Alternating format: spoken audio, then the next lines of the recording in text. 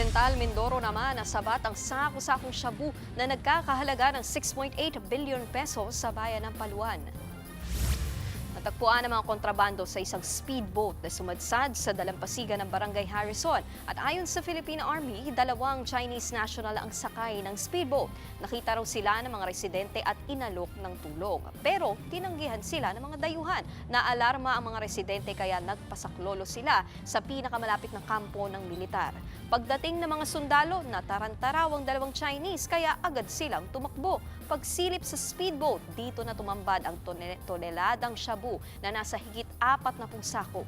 Nahuli rin kalauna ng 2 tumakas na Chinese na mahaharap sa kaukulang reklamo.